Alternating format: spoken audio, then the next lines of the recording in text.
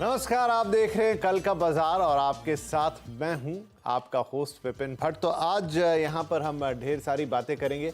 आप कैसे कल के बाजार की तैयारी करें, आपके निवेश और ट्रेडिंग से जुड़े सभी सवाल लेंगे। आप हमें अपने सवाल 7045220000 पर व्हाट्सएप कर सकते हैं। आपका पसंदीदा शो कल का बाजार फेसबुक एक्स पर भी लाइव है और आप यहां भी हमें अपने सवाल भेज सकते हैं। शो के दौरान हम सोशल मीडिया पर आपके भेजे गए सवालों के जवाब अपने एक्सपर्ट से लेंगे। तो चलिए, नंबर आपने नोट कर भी लिया होगा, आपके फोन में सेव भी होगा, ये मैं मान के चल रहा हूं। और अब आपको बता दें कि आज कार्यक्रम में कौन है जो आपके सवालों के जवाब देंगे। तो कार्यक्रम में शामिल हो रहे हैं manasjaiswal.com के टेक्निकल एनालिस्ट मानस जायसवाल। मानस, बहुत बहुत स्वागत है आपका। तो मानस से हमारी बातचीत होगी, लेकिन उससे पहले एक हल्की सी झलक आपको आज के बाजार की दे देते हैं। आज कारोबारी हफ्ते के पहले दिन बाजार लाल निशान पर बंद हुए।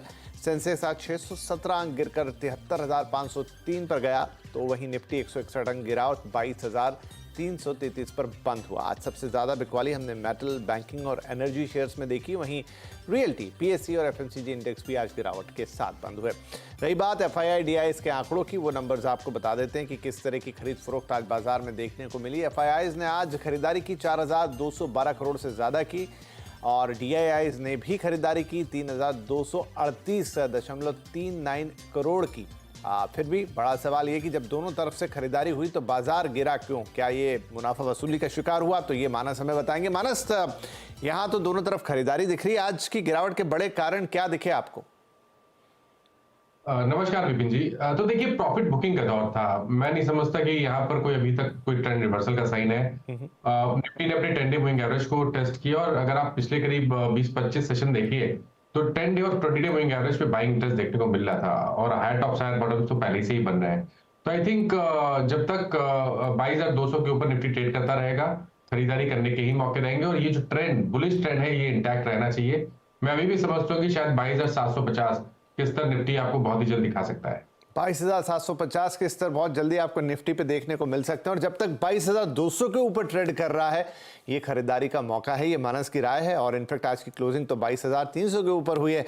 राइट, तो ये आपके लिए एक कल के तैयारी के लिए एक मंत्र कि कैसे आपको निफ्टी को ट्रैक करना है। राइट, चलिए अब सवाल जवाब के सिलसिले को शुरू करते हैं। हमारे पहले कॉलर है अपूर्वा, अहमदनगर से हमें कॉल कर रहे हैं। जी, अपना सवाल पूछिए प्लीज।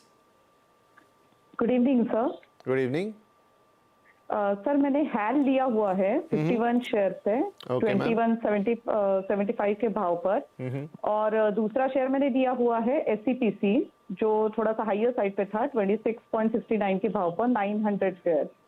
तो एससीपीसी के बारे में मुझे ज्यादातर पूछना था कि थोड़ा 3 से 6 महीने का नजरिया मैंने रखा हुआ है, तो उस पर क्या किया जाए? अच्छा, पहले एक एक करके ले लेते हैं। आपने हमें जो भेजा वो तो ये सामने है, हिंदुस्तान एरोनॉटिक्स, और इसमें तो क्या ही बात करें, आपको सिर्फ बधाई देने की गुंजाइश यहाँ बचती है। 1,200 रुपये ऑलमोस्ट एक शेयर पे आपको प्रॉफिट, 51 शेयर आपके पास हैं। एक आइडिया ले लेते हैं क्योंकि कुछ और भी लोगों का मन इस पे चला जाए। मानस, एचएएल के लिए, इनके लिए तो सब कुछ ठीक है, लेकिन इन जनरल क्या राय होगी?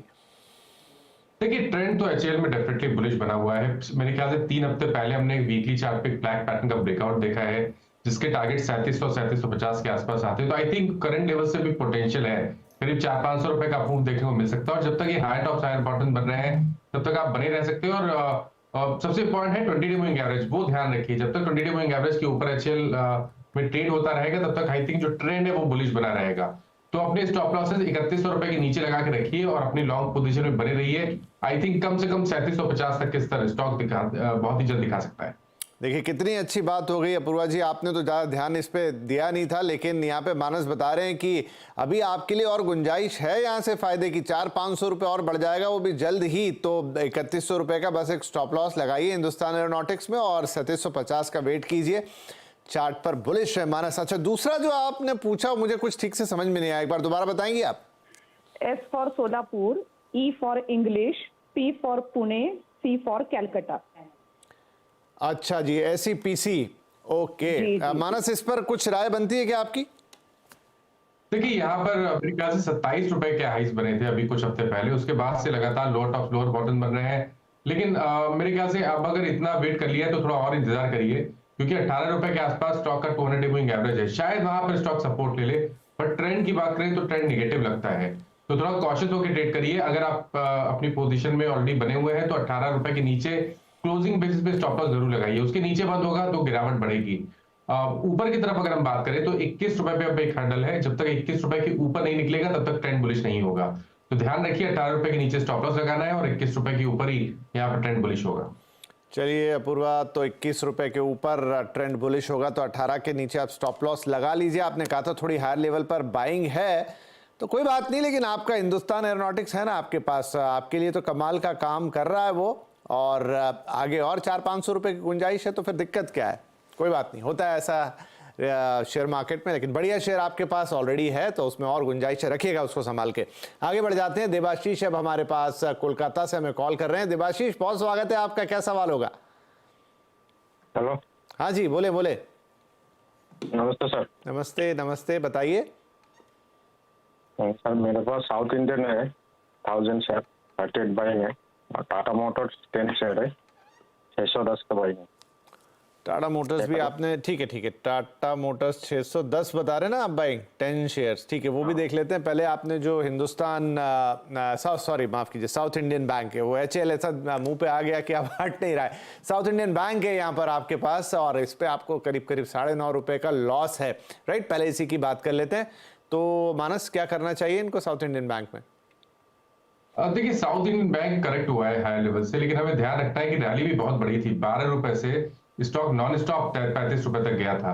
तो आई थिंक ये जो करेक्शन है ये बिल्कुल जस्टिफाइड है। लोअर लेवल पे अगर देखें तो 26 रुपए के आसपास 100 मूविंग एवरेज आता है, वहीं पर सपोर्ट है स्टॉक का। तो हालांकि शॉर्ट टर्म ट्रेंड निगेटिव है, लेकिन लॉन्ग टर्म के लिए आप बने रह सकते हैं। अगर आप लॉन्ग टर्म के लिए 6 से 8 महीने के लिए बने रहना चाहते हैं तो 23 रुपए जो कि स्टॉक का 200 मूविंग एवरेज है, उसके नीचे ही आपको स्टॉप लॉस लगाना पड़ेगा, कोई और चॉइस नहीं है आपके पास लॉन्ग टर्म इन्वेस्टमेंट के लिए। उसके नीचे स्टॉप लॉस लगा के बने रहिए, क्योंकि लॉन्ग टर्म चार्ट पे अभी 2 मंथ पहले स्टॉक ने एक बहुत ही अहम आंकड़ा 30 रुपए का ब्रीच किया था, जिसके टारगेट 40 रुपए के आसपास के आते हैं। तो शायद एक करेक्शन के बाद रैली रिज्यूम हो सकती है। तो 24 रुपए के स्टॉप लॉस से आप स्टॉक में बने रह सकते हैं, लेकिन इंतजार आपको 6 से 8 महीने का करना पड़ेगा। तो देख लीजिए अब आप यहाँ पे क्या करना है, क्योंकि अगर वो सब कुछ हो भी जाता है तो आपके भाव से बस 2 रुपए, हाँ आपका नुकसान नहीं होगा, लेकिन 6 से 8 महीने आपको उसके लिए रुकना पड़ेगा, और 24 रुपए का स्टॉप लॉस जरूर लगा लीजिएगा। आपके ऊपर छोड़ते हैं पूरी तरीके से। मानस ने तो कहा है होल्ड करके रखिए 6 से 8 महीने का वक्त, 23 से 24 जो भी स्टॉप लॉस लगाना चाहें, और 40 का भाव दिखेगा, बड़े इंतजार के बाद 38 की आपकी खरीद है, ये मत भूलिएगा। राइट, अगला आपने पूछा टाटा मोटर्स के 10 शेयर 610 के भाव पर, वो भी देख लेते हैं। तो ये हाँ, तो अगर उस हिसाब से आपका घाटा कवर होता हुआ नजर आएगा, अभी 1000 रुपए से ऊपर का ये शेयर है, तो शायद आपका जो साउथ इंडियन बैंक है उसको ये निकाल देगा। इसमें क्या राय रहेगी मानस? देखिए टाटा मोटर्स का एक टेक्निकल टारगेट 1110 रुपए के आसपास आता है, तो जो कि यहाँ से भी करीब 80 रुपए ऊपर है, लेकिन एक बहुत बड़ी रैली हो गई है तो थोड़ा कॉशियस रहिए, और अच्छे खासे प्रॉफिट पे ये बैठे हुए हैं, तो बिल्कुल बने रहिए। स्टॉप लॉस को जरूर लगाइए, पास में स्टॉप लॉस लगाइए। 10 डे मूविंग एवरेज 990 के आसपास आता है, उसके नीचे आपको स्टॉप लॉस लगा के पोजीशन में बने रहना है, क्योंकि ऊपर की तरफ बहुत बड़ा मूव देखने को नहीं मिलेगा, शायद 1110 तक के ही भाव देखने को मिलेंगे।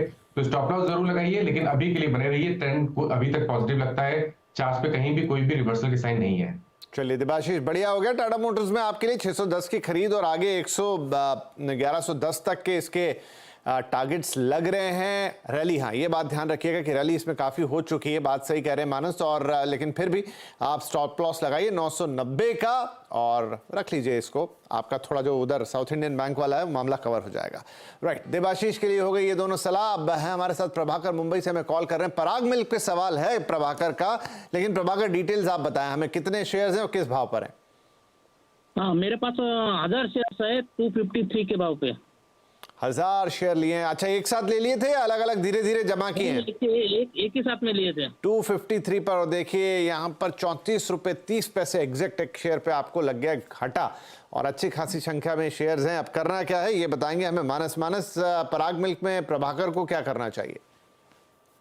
देखिए ट्रेंड तो थोड़ा सा नेगेटिव लगता है, क्योंकि लोअर टॉप लोअर बॉटम बन रहे हैं, point moving averages already breach हो चुके हैं। स्टॉक अपने 20 वीक मूविंग एवरेज के नीचे भी ट्रेड कर रहा है। अब आपको ध्यान रखना है कि स्टॉक अपने 200 मूविंग एवरेज के नीचे ना जाए, उसके नीचे अगर ट्रेडिंग शुरू हुई जो कि 199 के आसपास है, तब दिक्कत बढ़ेगी, और उस केस पे शायद आपको गिरावट बढ़ते हुए दिखे और 160-150 के स्तर भी देखने को मिले, तो थोड़ा सा ट्रेंड निगेटिव है, इसलिए कॉशियस रहिए। 199 का स्टॉप लॉस जरूर लगाइए, और अब ट्रेंड तभी बुलिश होगा जब स्टॉक 235 रुपए के ऊपर निकलेगा।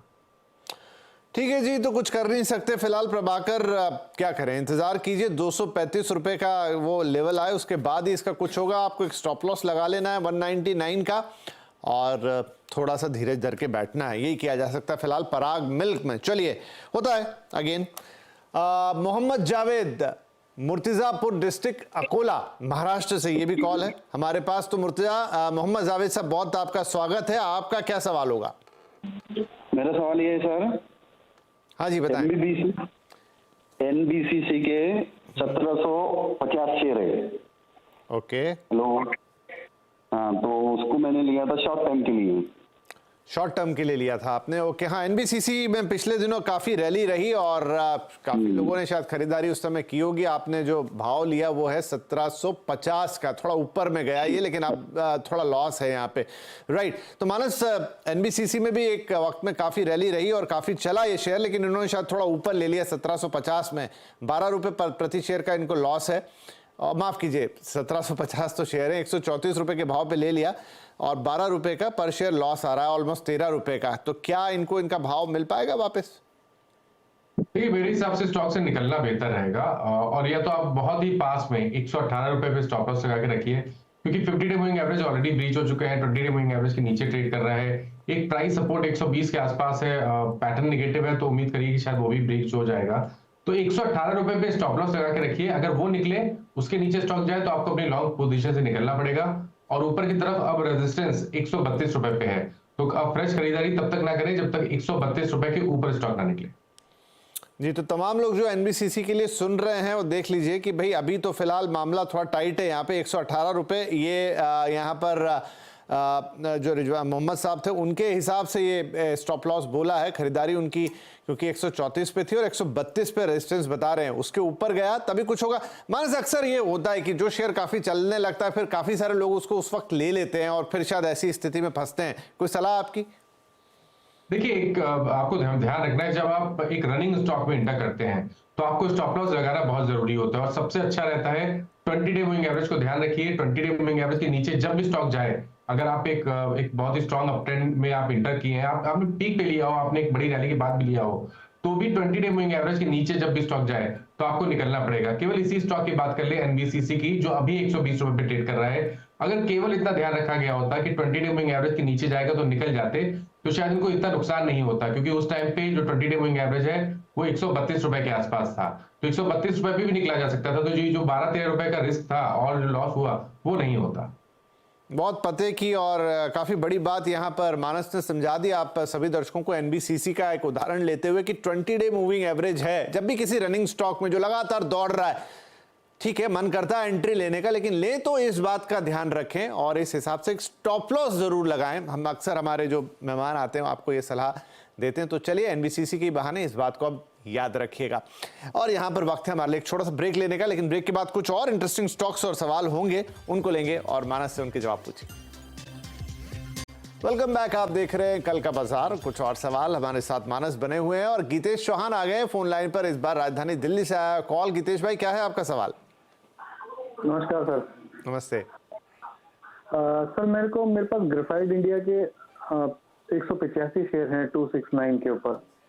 मैं थोड़ा सा व्यू जानना चाह रहा हूँ कि अगर मेरे को 2-1 साल और होल्ड कर सकता हूँ मैं इसको, तो क्या ठीक रहेगा? जी क्यों नहीं, बढ़िया बढ़िया है। अगर ये यहाँ से और दुगना होता है तो जरूर 2 साल होल्ड कीजिए। अभी भी फिलहाल बहुत बढ़िया 358 रुपए से ज्यादा का प्रॉफिट है आपके पास हर शेयर पर, तो बधाई सबसे पहले तो आपको इस अच्छे निवेश के लिए। अच्छा मानस साहब, अब ये यहाँ देखिए अच्छे खासे प्रॉफिट पर बैठे हैं, तो क्या 2 साल और अगर इसको रखते हैं तो ये प्रॉफिट बढ़ता हुआ दिखेगा? क्या करना चाहिए?